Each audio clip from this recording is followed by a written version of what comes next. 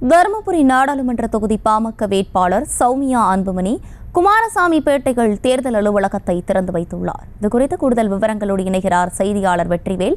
வெற்றிவேல், வணக்கம். விவரங்கள். வணக்கம் கிருஷ்ணா. தேசிய ஜனநாயக கூட்டணியில பாமக சார்பில் தருமபுரி நாடாளுமன்ற தொகுதியில சௌமியா அன்புமணி போட்டிடுறாங்க. இன்னைக்கு தருமபுரியில் இருக்கக்கூடிய குமாரசாமி பேட்டையில் தேர்தல் அலுவலகத்தை அவங்க திறந்து வச்சாங்க. அதனை தொடர்ந்து செய்தியாளர்களை சந்திச்சாங்க.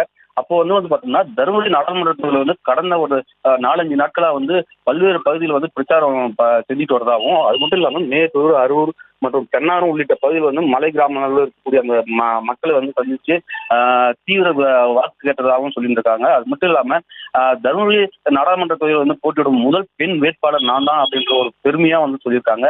அது மட்டும் இல்லாம தன்னை தேர்ந்தெடுக்கப்பட்டால் தருமபுரி மாவட்டத்தில் வேலை வாய்ப்பு, காவிரி உபரி நீர் திட்டம் உள்ளிட்டவைகளும் நான் தீர்த்து வைக்கணும்னு சொல்லியிருக்காங்க. அது மட்டும் இல்லாம நரேந்திர மோடி 3வது முறையாக மீண்டும் பாரத பிரதமரா வருவாங்கன்ற அப்படின்னு சொல்லியிருக்காங்க. அது மட்டும் இல்லாம காவிரி உபரி நீர் திட்டம் நாங்க தான் கொண்டு வருவோம் அப்படின்றதும் சொல்லியிருக்காங்க. தொப்பூர் மேம்பாலம் அதாவது உயர்மட்ட பாலம் அமைக்கிறதுக்கு நாங்க தான் மத்திய அமைச்சரை சந்திச்சு அவங்க கோரிக்கை வச்சதுனால தான் இந்த திட்டம் கொண்டு வந்திருக்கிறதுன்னு சொல்லியிருக்காங்க. அது மட்டும் இல்லாம இன்னும் பல திட்டங்களை தருமபுரி மாவட்டத்துக்கு கொண்டு வருவோம், நாங்க தேர்ந்தெடுக்கப்பட்டால் தருமபுரி மாவட்டத்தை வளர்ச்சி பாதையில கொண்டு வருவோம் அப்படின்ற மாதிரி சொல்லியிருக்காங்க. விவரங்களை வழங்கியமைக்கு நன்றி வெற்றிவேல்.